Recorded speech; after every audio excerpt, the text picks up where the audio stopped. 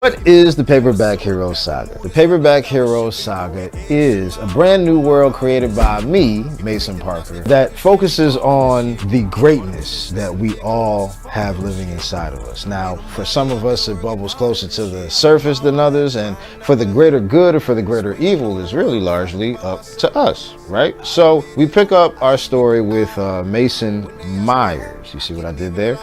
Whose father has recently passed away, and he goes back to live with his Aunt Dee and help her run the family bookstore that's been in the family since the late 1930s. So after an ambitious developer named Aristotle Crane really makes a really aggressive offer on their property, it's kind of obvious that there's a lot more going on here than anyone has told Mason. There's a lot more to his family history than anybody has put him up on. And so he really battles with, wanting to walk his own path and shoulder the responsibilities that he has now, until he realizes that, he has to really tap in and become something greater in order to protect his family's legacy and the world as we know it, really. So the stakes are pretty high. The Paperback Hero Saga Volume 1, Issue 1, and its adjoining soundtrack will be available on all streaming platforms and IamMasonParker.com on June 24th. So make sure you mark that date on the calendar, okay? Make sure you go to the website, get on the email list, because that is really how you go and get access to some goodies. And stay tuned, because we have a really dope NFT collection coming out. It's gonna unlock a lot of access to the world, because it goes really, really deep, man. So, make sure you hit me with a like and a follow so that you can stay in the loop, because there's some really, really, really dope things coming, all right? Inkified Inc. We here now. I'm here with Mason Parker, secret weapon, hidden gem amongst the lyricists in Charlotte, North Carolina. Why you laugh, Mason? You know you like hot stuff, hidden gem. Man, I sometimes I'll be like on a scale of Kanye to Kanye, I'm probably like late registration Kanye right now.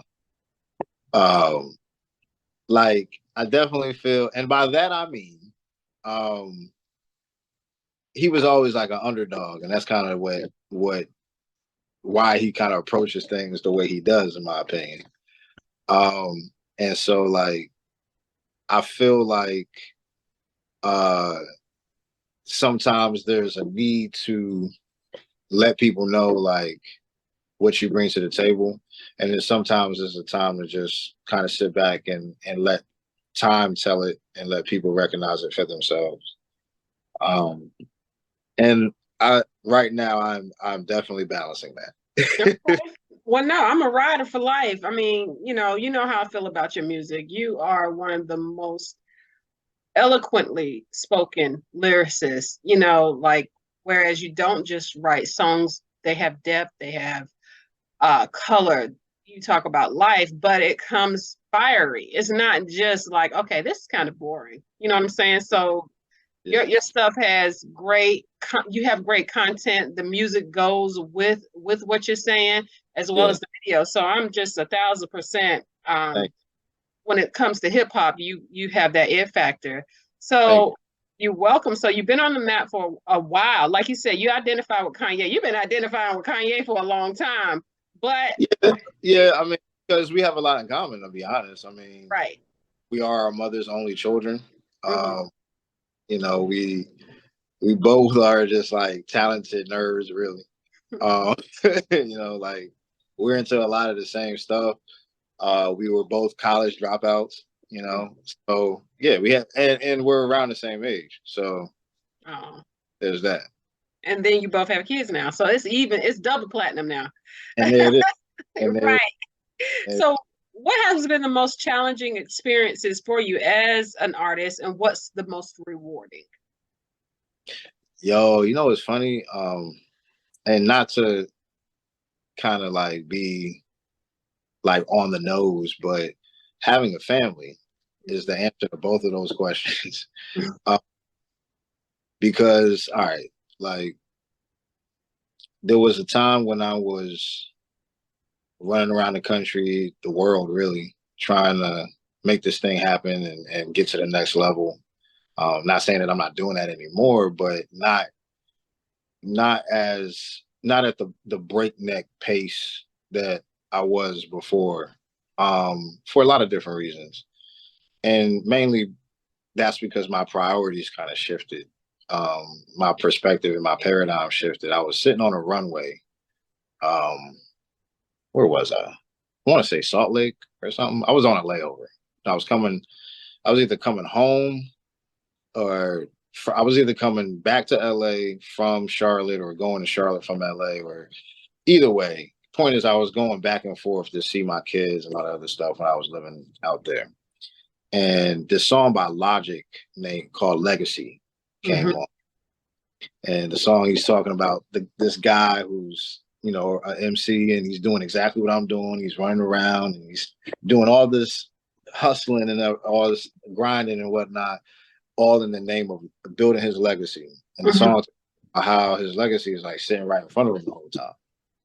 And I'm sitting there thinking about how I haven't been able to give my kids memories because I've been so focused on trying to give them things. And it dawned on me that my kids have always ran to me and loved me and adored me, whether I had a gift for them or not, whether we were going out, whether, you know what I'm saying? It's right. My son, he don't remember this, but you know, there was a time when his bed at my house was literally just a piece of foam on the floor. So, you know, all I realized that building memories with them and being present for them in a way that I didn't experience was more important than trying to really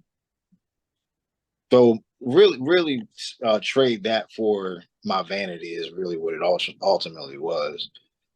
But the most rewarding thing from all the work that I've done in my life or in my career has also been, so that's the most difficult lift is dealing with family and the sacrifices that it comes with. But then the trade-off has also been how having my family has strengthened my why, for one thing. Also, it has deepened my material, my content. It's like half of what I do is based, like Black Girl Magic, for example. The video of Black Girl Magic is literally my whole family. Mama, yeah. Shea butter, baby, with a Birkin. Little something lets you know that she been working.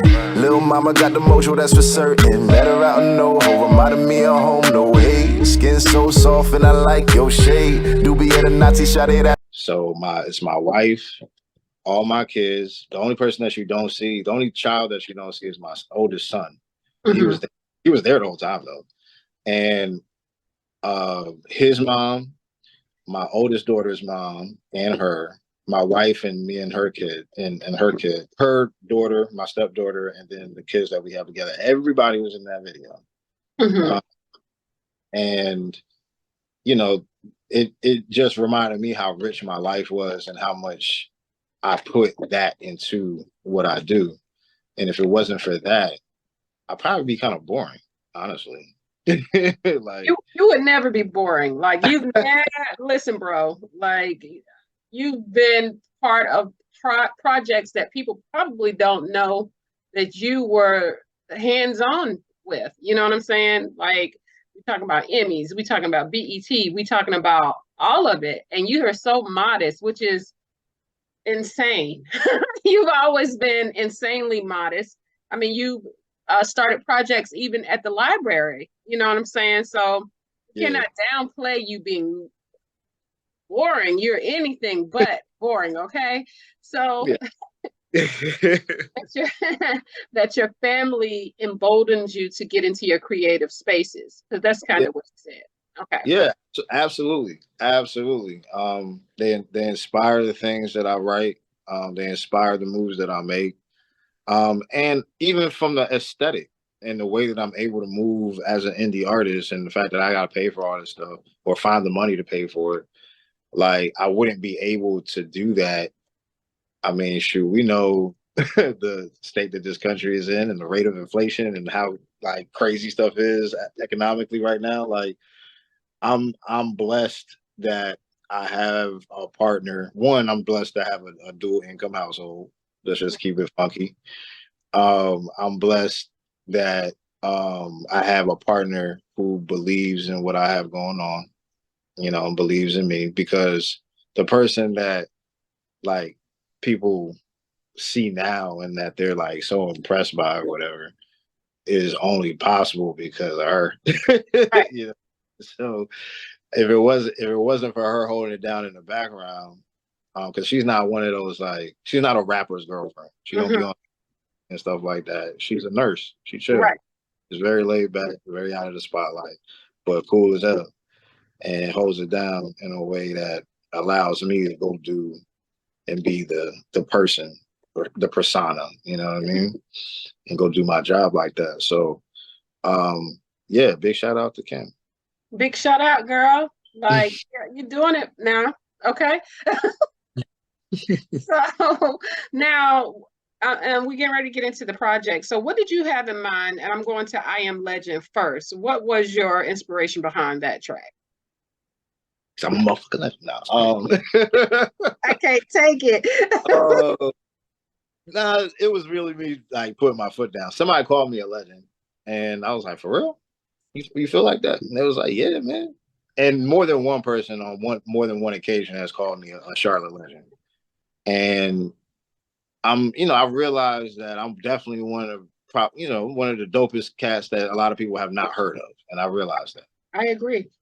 And I realized that we live in an era where people base how talented you are off of how popular you are. Yeah. Because I'm like on the bridge, like old school and where stuff is now. Right. So I remember when it was just impressive that you could rap.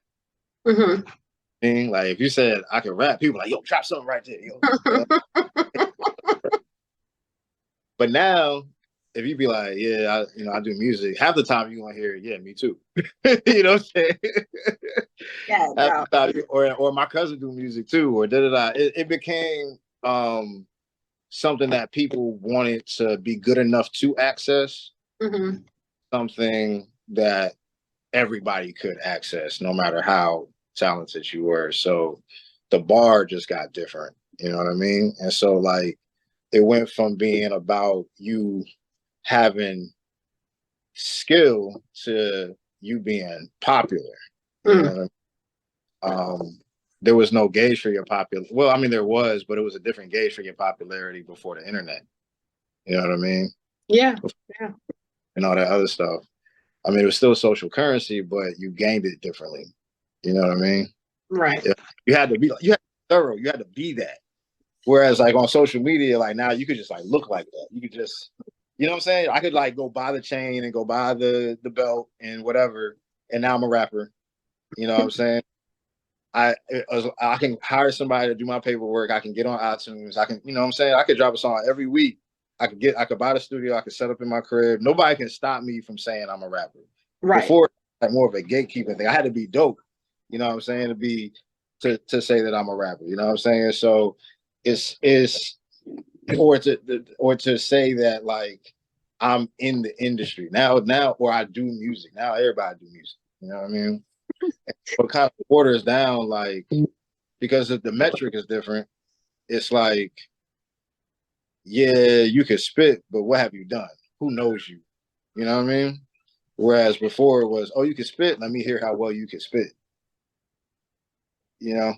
Yeah, well, they'd have to go all the way back to your YouTube channel 14 years ago, you probably started rapping long before then, but you have a spoken word where you're up on the stage performing. If they go back that far, they'll see how dope you really are. When a nickel meant that I was just 20 more cents away from a watermelon blowout.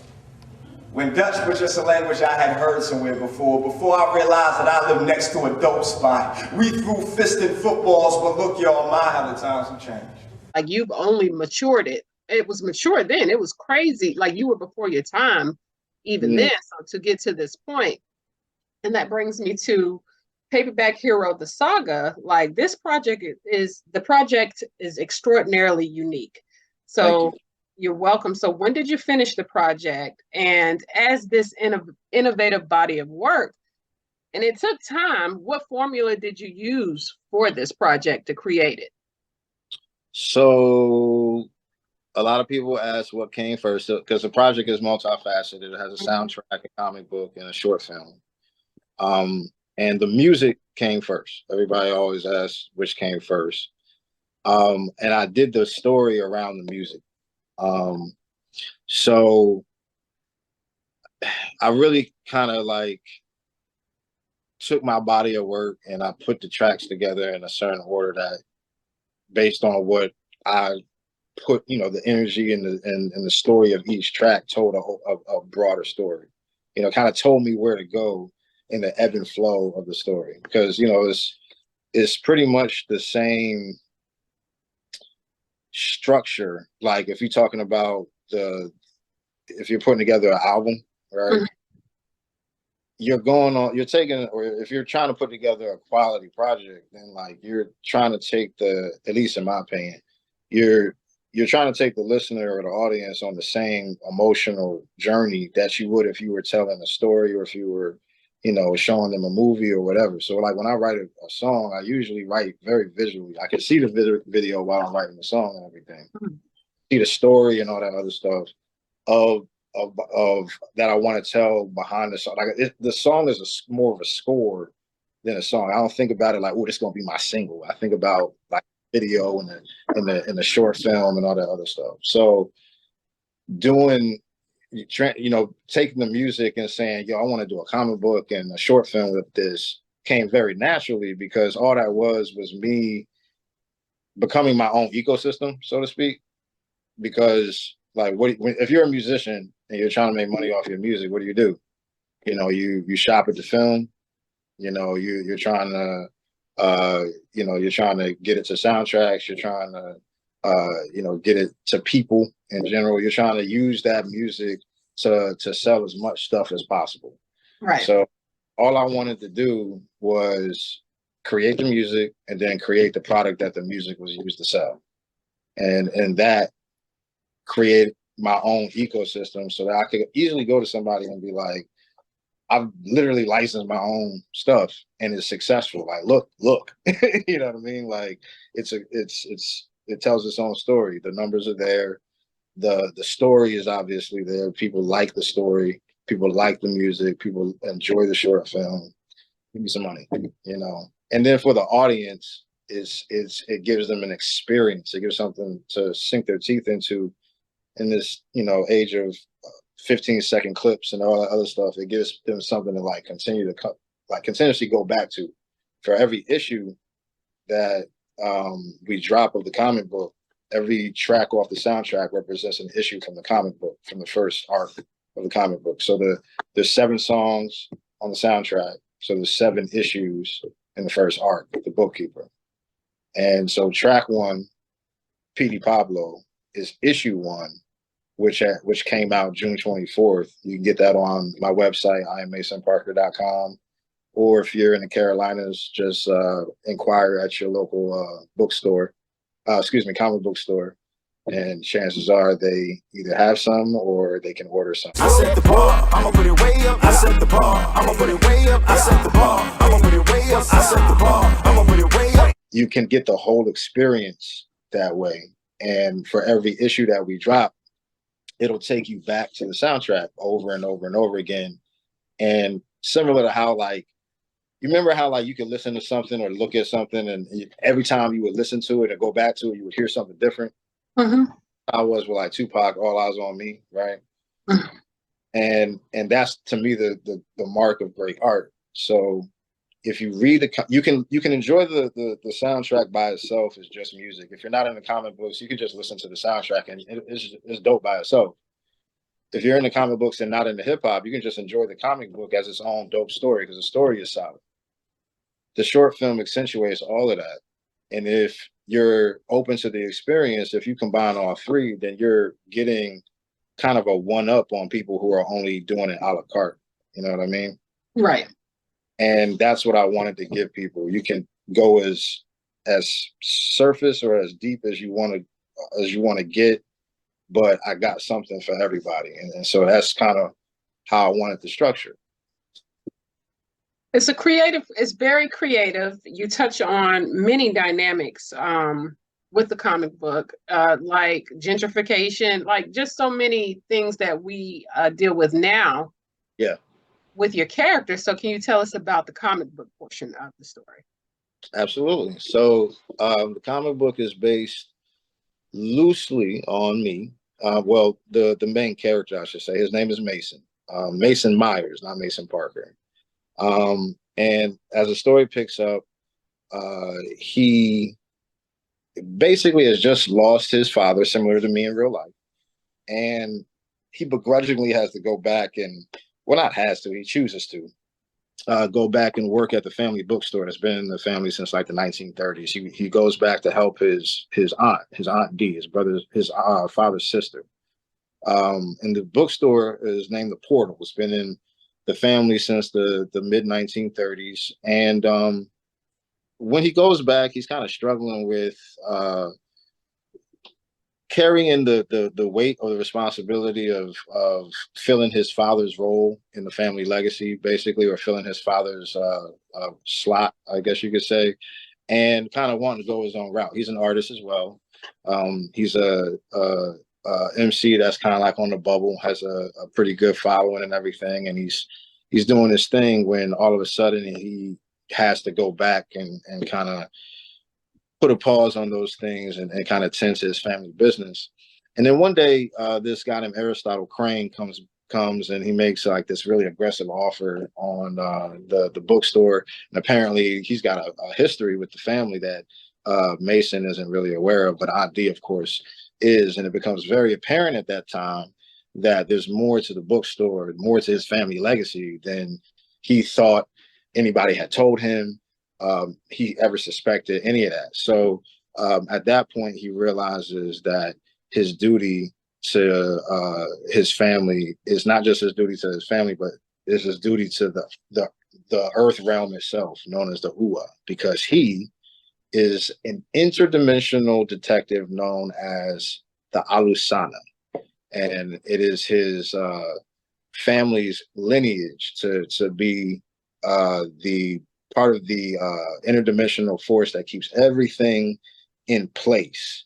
And he finds out that he's been charged with this really, really important sacred text that is responsible for unlocking the I guess the deities that hold the key to putting everything back the way they used to be before the Great War. So that's where the story picks up. Basically, it's a story of growth and why it's necessary but difficult for everything and everybody in order to become what it is that we're always meant to be, and what it is that we what's going to serve our destiny the best is often very difficult for us to attain. We have to go through a lot. We have to grow. The growth is not comfortable. And at the end of it, on the other side of it, oftentimes we find that we become everything that we were aspiring to be once we get past that initial hump or that fear or whatever it is. So that's what the book is about. Okay, I love it. So it's about strength. Yeah, that's it. So issue one picks up when he has been sent back to Ua, as I mentioned before, Earth Realm, to investigate a breach or like a crime scene that's actually already been processed, but he's been sent back there for some unknown reason. And when he gets there, he realizes that it's the bookstore, and so his questions deepen, and that's how the story picks up. Okay, so do you did you remember seeing that movie with Jonathan Majors? What was it? Not the movie, the TV show. Oh, you mean Lovecraft? Lovecraft. Yeah, Yes, Lovecraft. yeah, yeah. You know what's funny? I didn't watch it, but I have heard when I start talking about like dimensions and stuff like that, people have likened what I was talking about to that, and especially there's you know what I've noticed? What? I've been doing this, this comic book, which I started to answer your question. That it was conceptualized in 2008. Mm-hmm. Originally, I came up with the first characters in 2012. I did the first iteration in 2018. It didn't do well. I stopped. Took it down because just the rollout wasn't good. The story wasn't good. I didn't like it. So I took another crack at it, and here we are, 2023, with the reboot and the second iteration. Definitely go cop that issue one. You see, I can tell you've already read it. So, but anyway, what'd you ask? So no, you like you said, you release music simultaneously in correlation to the comic. So I know Black Girl Magic, and then my question with that, um, fatherhood and developing the young queens to be women. How important is that for fathers to be in their girls' lives? And secondly, what correlation is that to the comic book? So, Black Girl Magic is issue 4. And that's where we introduce Zola and Sauda Ziamara, the first female characters that, roll out. And it was important for me to, excuse me, make a character. Well, first of all, Zola is based off of my oldest daughter. Mhm. And I did it.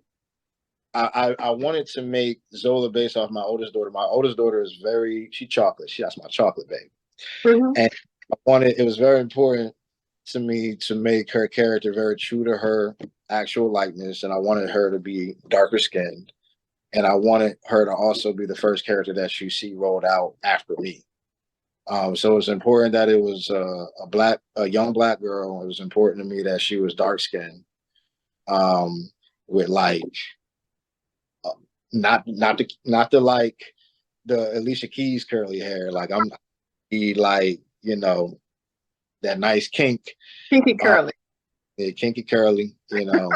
I want some solid representation there. And it was important to me because I wanted her to see herself, like that.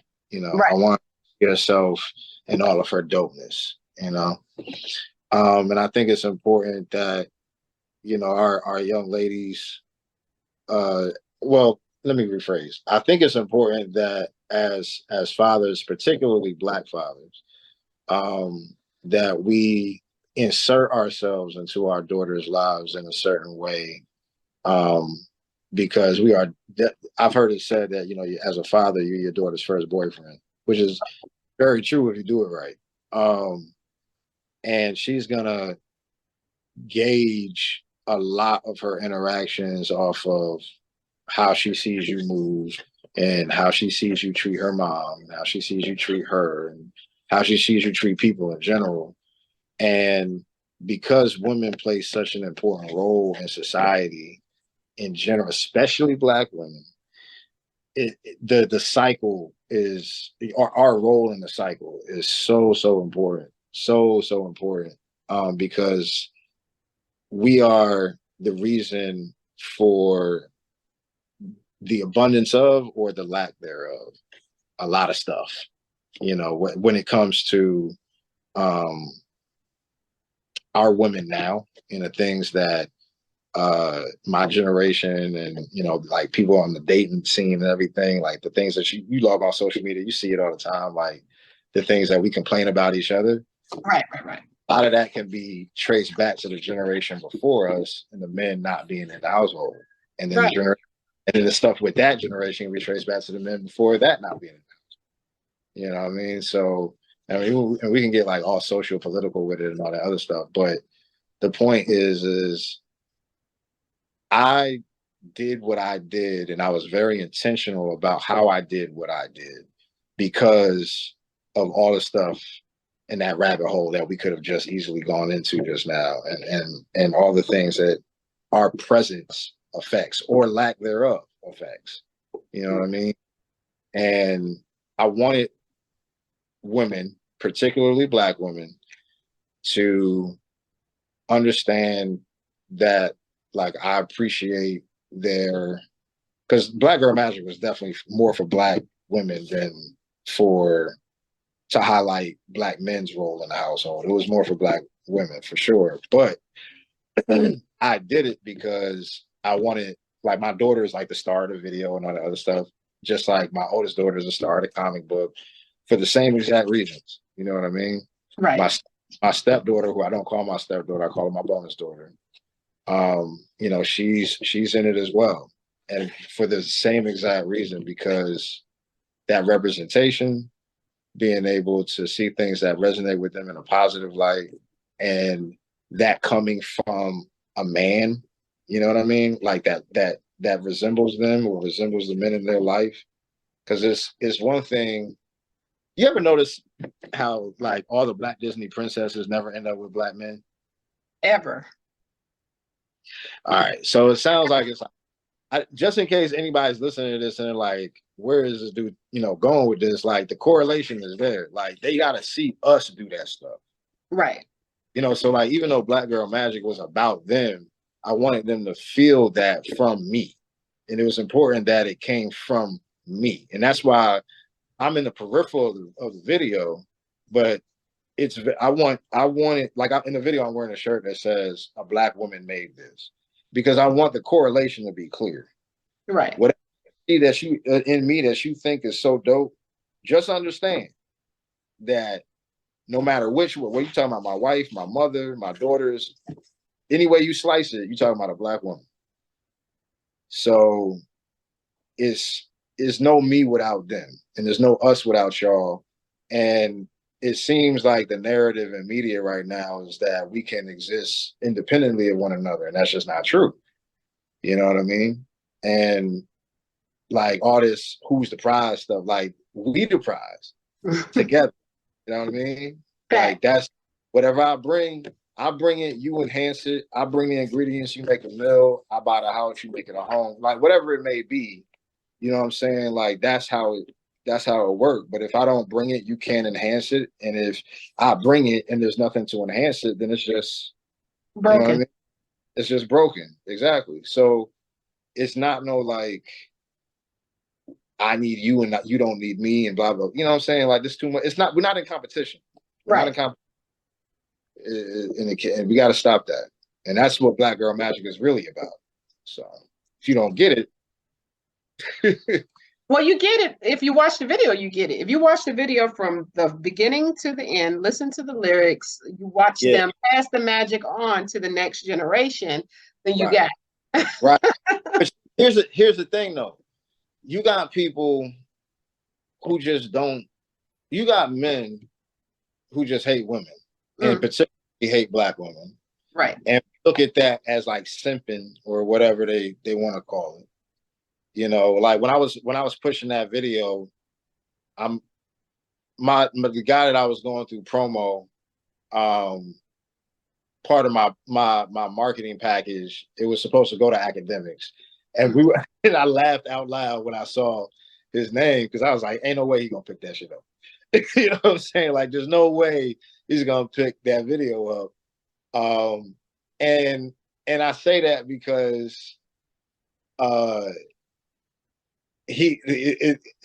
mention him by name only because it just keeps showing up in the media and on my feed. Mm-hmm.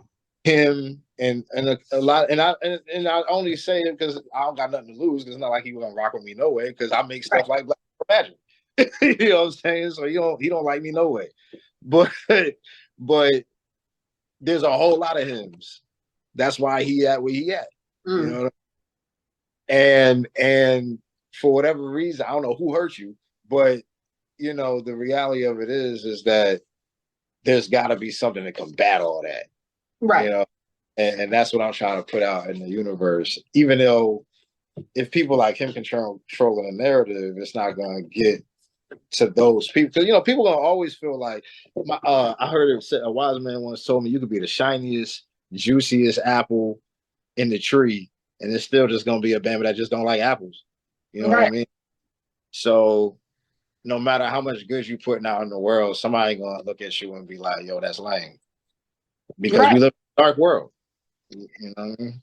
Women too, but you know, that's another conversation, child. Oh yeah. I don't expect people who, but see, like, I'm not one of those like every black woman is a queen and da da da da. Like, don't just because I made that Black Girl Magic, don't get it twisted. One of my favorite songs of all time is Tupac. You wonder why they call you bitch? Because he explains it so well. Right. You know what I mean? And I'm not saying like I don't use that word just silly, but at the same time, in that moment, I understood when I first heard that, because I was like, one of those, you shouldn't call no girl, da da da da, because I was, you know, a kid and I didn't know nothing. Right. And then I heard that song, and I was like, yo, you're right, I get it. You know what I mean? And so I understand that there's women out there that don't subscribe to that. You know what I mean? And that's okay. That doesn't mean that I'm going to disrespect you. Like, you know, I don't know. It's just, I have trouble, like, hoes don't like me. What? They don't. They don't. I don't know how else to put it, but hoes don't like me. Like, don't. And I'm going to say it, like, the reason I say it like that is because I don't like, I'm not like, that way with them enough, I guess. Whatever way you got to be with a woman like that make her attracted to you, I ain't like that. You know what I'm saying? I'm not saying that I treat every woman like, oh, you know what I mean? I'm not Umar, you know what I'm saying? But sister mother, Nubian queen, mother of the Nile, like that ain't me neither. But I also am not like, you know, hey bitch, da da da. I'm not, I don't know, I'm just not abrasive in that way. You know what I mean? Or I'm not, like, no, I'm not that guy. But but so they're not like really attracted to me. You know what I'm saying? Like I wasn't never like that rapper that had like chicks trying to go home with him after the show and stuff like that. Well, you're not that type of, so that goes back to persona. And like you said at the beginning of this interview, you're the nerdy rapper. So that was like they want to talk to me. They want to go get coffee and stuff. Like they want to be my girlfriend. They don't want to. You know, like, tell me I'm special. You know what I'm saying? Like that's what they used to want. So it wasn't like I was always the anti-rapper. And I think that honestly, to go back to what you was asking me about me getting my flowers and all this other stuff, we live in we're from a market where they follow tropes and trends and all this other stuff. Like people in this market have been afraid. They ain't never really known what to do with me. Here. It's like people have always recognized my talent, but they've never really known how to market me because I came along, like me and Donald Glover are contemporaries, right? Right. He one of the first people to be a do-it-all. He one of the first people to prove that you could be an actor and a rapper and a singer and a comedian. You know what I'm saying? And being, you know, like all the Marvel Universe stuff and all that. He's one of the first people to prove that you can be successful doing that and not have branding confusion. You know what I mean? Which is what people that tried to, you know, manage me in the past or whatever would try to push. And it's just not true because people have the bandwidth to digest all of that. Right. And he proved it. There's a market for everybody. There's a market for everybody. And you can one person infiltrating multiple markets if you understand how to market yourself properly, brand across the board properly. And so, you know, we are in a market where it's very much like, let's follow what's already successful, right? So there wasn't really anybody to be like, yo, he's dope. I could do X, Y, and Z with this guy. Right. So like do Paperback Hero Saga so I can like show people this is what you're supposed to do with this guy. You know what I mean? Right. Well, you're just not minimizing your talents either. You know, you're not even being placed in a box, but you know, when you say what more can I do with this talent, that's what you're doing. Right. So, you know, and I definitely respect it. I respect that the time and energy that you took to put the project together, and not just to say, well, I did this or did that. It took you years to complete this project. And that takes a lot. That goes beyond passion. You know what I'm saying? You have to be dedicated and disciplined to do this type of project. So with that being said, this is my last question. What is the next single deriving from the project? And do you have any other projects coming out behind it, or is this your sole focus? Yeah, I am working on, man, okay. You know what's funny? When you do inventory, all of a sudden you be like, dang, I'm doing a lot of stuff. All right, so I am working on a lot of stuff. We got a podcast coming out called Sounds, Sneakers, and Superheroes. That me and a couple of the fellas are doing. My man O'Brien Notes from WBAV 101.9 and WPEG Power 98, and some other guys. Shout out to my man Tweezy. Shout out to my man Mark. We're launching a podcast, Sound, Sneakers, and Superheroes, very soon. And by very soon, I mean like sometime, probably not long after this drops. So stay tuned for episode 1 of that. We got the Dreamer's Journey workshop and the Sound, Sneakers, and Superheroes workshop, of course, that we are pushing. Those are really fun and really dope. So I look forward to doing those. I just did 2 Dreamer's Journey workshops this summer. One with the Youth Exchange Program Summer Camp. That was super dope. We did a 4-day workshop with them. And then before that, I did a 1-day workshop for Juneteenth. And that was really cool too. And that was with kids and adults. So look forward to doing the first Sound, Sneakers, and Superheroes workshop, where we're going to teach y'all more about doing comic books and designing sneakers and the resale game and all that good stuff. And then let's see what else we got. More music coming. Working on issue 2. We got some animation coming with my man Relax. Big shout out to What Is Relax, Charlotte based artist, super dope, super dope. Big shout out to Wally McNair. Like I said, we got issue 2 hopefully coming first quarter of 2024. We got collector's packages coming by Christmas for issue 1. The variant cover will be here before Christmas. New t-shirt designs. We're gonna roll out some more t-shirts for other characters and stuff like that. So definitely stay tuned. Follow me for that stuff. And then yeah, man, outside of that, there's a whole bunch of stuff also on the radar that I can't really talk about, but because it's not locked in. But still doing Miles and Coltrane, you know, fingers crossed with that. Q Productions. Yes, on Q. Big shout out to my man Quentin Talley. I do have a major role in that play, and we have been I've been a part of that play for over a decade, and they have been on the road with that play for about 15 years now. So we're trying to take things to the next level. We just got a new set. Big shout out to our executive producer Rick. So we're looking to go on the road soon, man, and hopefully make some people smile with some jazz. Okay. You know what I'd like to see you in? The Hip Hop Nutcracker. I will go see that. You do know I was already kind of in the hip hop. I know you were already kind of in it, but that was before I knew about you. What year was this, sir? 2016. Bro, I wasn't even. Oh, I thought you was gonna say 2006. I was gonna say I wasn't even on Facebook. Nah. That was 2016. Yeah, I not reprised, but I filled in for Curtis Blow, so that was cool. That was cool. You see how modest you are? Like, who does that? Just be quiet. You'd be like so quiet about your accolades. And I do understand that you've moved from that, but no, this is still relevant information. Okay. So No, it is. It's but it's funny. Like I don't know when.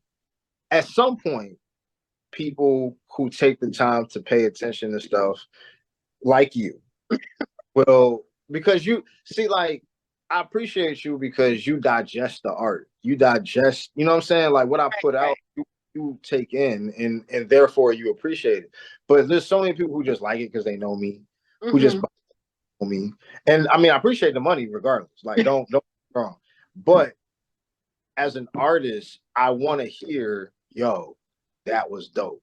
Right. Yo, that story was crazy. When does issue 2 come out? Like that's what I want to hear. It's not just enough for me for you to support people by just spending your money, even though that is the bottom line. Hmm. What makes us, what inspires us as artists, what inspires us to create is the feedback we get from creating, Right. because we were creating before we were getting paid for it. The reason Facts. we kept creating is because we were getting paid in praise. You know what Right. I mean? Right. Right. We The were positive praise. reinforcement. Hmm. So with to just get the paycheck and not get the praise, it becomes kind of empty. Right. So what I want people, I put all of myself into this. So I want people to read the comic and look at the short film and catch all the Easter eggs and listen to the soundtrack and all that stuff, and then go back and look at all my videos going back, 14 years like you did and stuff like that. Like I want people to go down the rabbit hole so that Hmm. they can understand my story and understand, like it makes you appreciate little stuff I say Hmm. if you know who I am. You know what I Right. mean? If you know that they used to call me Quill. Like Right. I make reference to that on One Crown. You asked me what the next single was gonna be. It's probably gonna be One Crown. Yeah, probably gonna be One Crown. And on One Crown, I say, um, my friends call me, I keep the tree like I'm Rocket Raccoon. My friends call me Quill. Yeah, I'm kind of that dude. Right. Right. Right. And, like if you know Marvel, if you Hmm. know me, then you understand how dope of a line that was. But you gotta know, right? But you gotta know both things. You gotta be a somewhat of a geek, and you gotta be familiar with my story to understand how clever that was. Right. Right. Just Right. half of the stuff, just like half of the stuff Jay-Z said, if you didn't know who Jay-Z was from a can of paint, it wouldn't be nearly as dope. Right. That, you know what I'm saying? So like half of the stuff that people be appreciating, they be appreciating because they're taking the time to listen to it. They're Right. giving that artist that audience. A lot Right. of times they don't think that we're as talented as we are because they don't just give us a chance. They don't listen. Right. You know what I mean? If you would listen to me the way you listen so intently to people who don't care about you and don't even know your name, then you would understand, like, yo, this is really something special. Hmm. And I'm one of the first people to get up on this. Right. I can tell somebody. You know what I mean? Right. But nobody wants to be the first person at the party. Right. And Well, that's kind of what happens. You know what I mean? I'm always late to the party now. Good hour late. But so, Yo, radio media controls that. And it's unfortunate, but the truth is if it's not getting spins, it's not gonna get heard on a level where you are right now. And although you are extraordinarily talented, like there's no question, it you should not be sitting at that wooden table but now. what's funny though? And because I work in radio. Hmm. So here's the thing about the music industry nowadays. There's like 3 or 4 different music industries. Hmm. You can choose which one you want to be a part of. Right. Because we live in an age where people go find, it's not that it's not out there. It's that radio recognizes that people now have the ability to go find the music that they want to listen to. Hmm. Radio is subsidized by all these major labels. An artist like me is not even, radio ain't even on my radar. And you know Right. why? Because I'm not trying to compete with somebody who got a $3 million budget per record. Right. That's a It doesn't lot. it doesn't make any sense because radio is your last stop. There's so much money between this wooden table and radio that it's all about what you want, what your I literally just did a reel about this. It's all about what your definition of success is. Right. And what you're okay with. Right. And how much the glass or marble table is really worth to you. You know what I mean? What do you because there's there's way more than one way to get it. It's just, are you willing to stand on your shit? Right.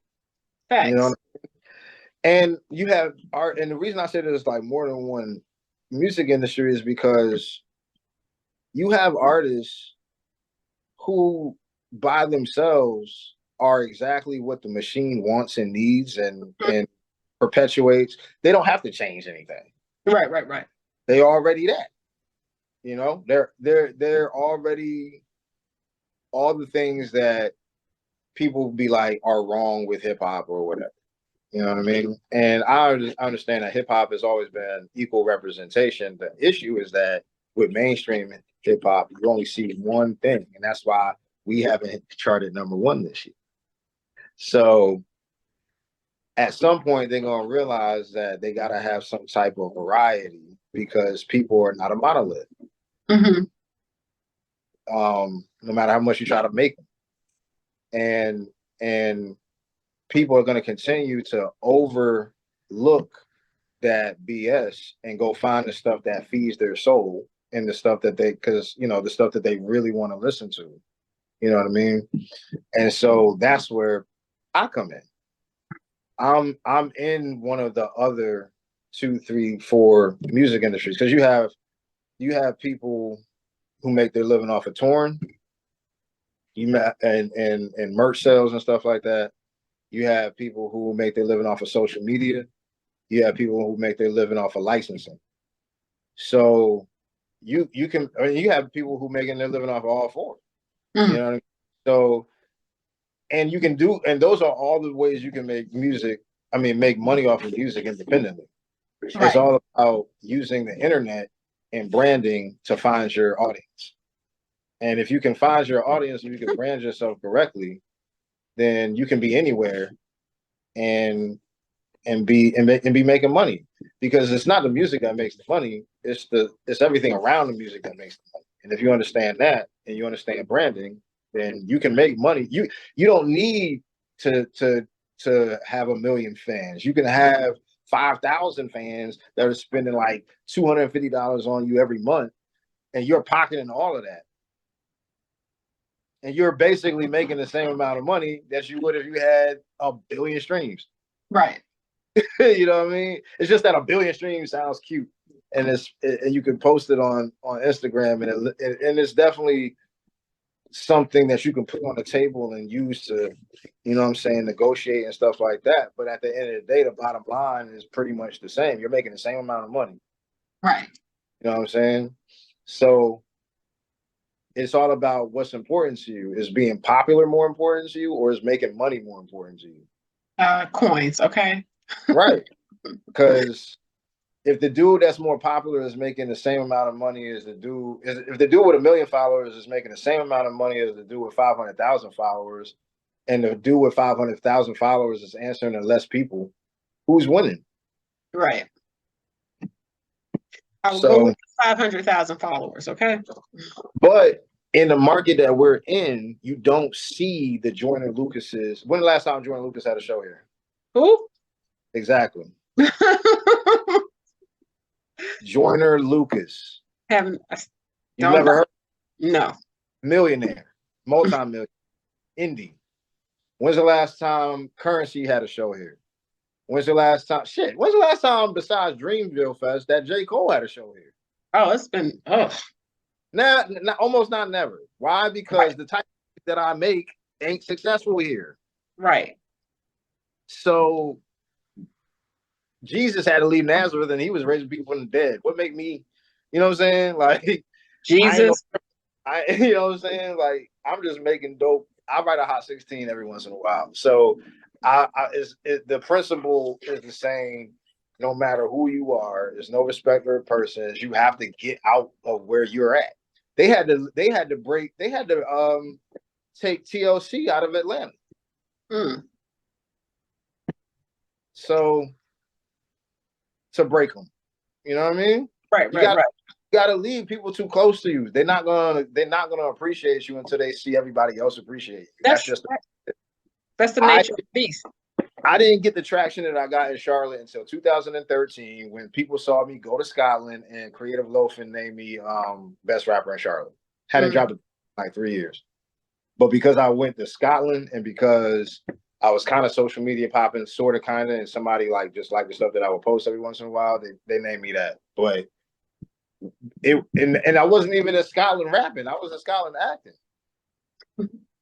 You know what I'm saying? But all of a sudden it was, you know what, that guy might be kind of dope. Here you go downplaying yourself, but okay, Chad. I'm just saying that's what people's perception was. It was like, oh, okay, he's been validated externally. Let's pay attention to the momentum he's got now that he's got some traction. But people don't put you on that pedestal at home so that you can then ride that out into the world. You know what I mean? Right. It happens every once in a while. I'm not saying that Charlotte don't ever support their own or Carolina or home don't ever support its own. It happens. Right. But it doesn't happen nearly as much as it should. So the decision makers don't support. I had a really dope conversation with Betty Grind not too long ago. Mm-hmm. And he's cool. He's a cool artist. If he's still rapping, I think he's tapping in. No. He don't rap no more, or at least he don't put his music out like that anymore. But author. But me and him were talking, and he was telling me about why things. I mean, dude had a commercial on during the BET Awards for Damn It I'll Fly. You know, and his follow up Gucci Size 11, was a follow up song. First of all, Damn It I'll Fly was everywhere. Right. You were around to remember that, but Damn It I'll Fly was everywhere, yo. The commercial during the BET Awards, like, yo, he was popping. And basically what ended up happening was when people when the labels and stuff was calling about the Charlotte to verify his momentum, people who I'm not, gonna get into details about where, who they are or where they at or whatever, but people would literally be like, nah, he ain't popping like that. Man's had a commercial on during the BET Award. Like, you can't, like, bro, y'all was playing this man's song all the time. Right. The second single was already out. You know what I mean? And they was trying not to give it no burn. Like, literally, like, I don't know if he rubbed who he rubbed the wrong way or what the story is behind there that I don't know about. But all I know is that there's been time and time again that Charlotte or just this market in general has ate its own. You know what I mean? And it's just been proven to me over and over again that in some ways, in most instances, once the best way is to go straight to the people, especially in day and age, because going straight, if Betty was doing what Betty was doing then, now there wouldn't be no middleman to deal with, because he would be his own entity. He would have his own numbers.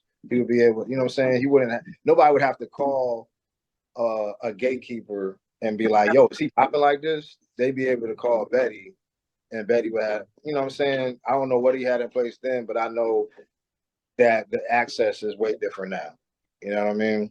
All they have to do is look on social media, and that is the verification enough, and versus being popping here. They look at social media. So exactly. So, I just use him as an example, but by getting blacklisted by your own, and the thing is that, like, if you don't fit whatever it is that they want you to be, then it may not even be a blacklist, but it may be like you just don't rock with that dude. You know what I'm Right.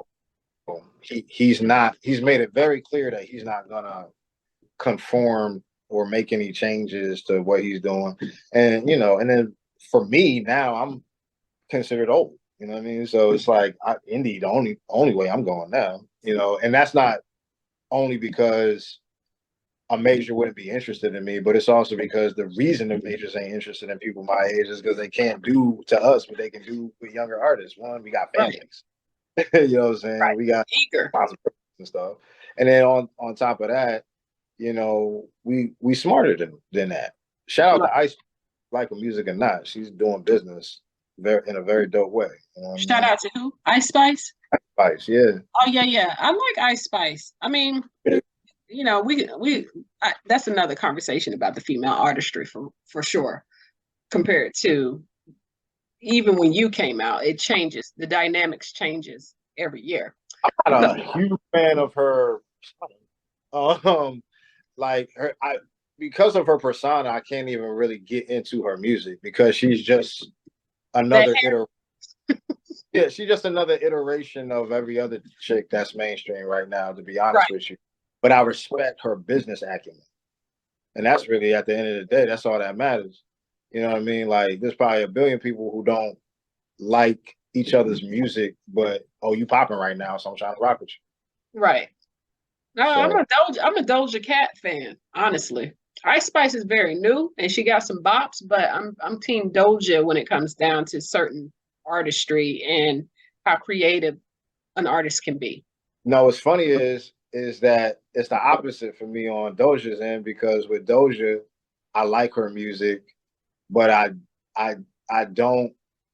There's a lot of stuff that she's done and said. It's weird. Like now Yeah. Doja, like at the interview, If girl. it didn't have anything to do with me specifically as a black man, it wouldn't be that big deal. But I can't. Some stuff I just can't overlook. You know what I mean? Doja is on. She be on one, but as far as if you take your personal preference of her as a human out of it and just the artist, Doja is dope. Yeah, but if we did that, they still be playing R. Kelly. So okay, so we gotta wrap up.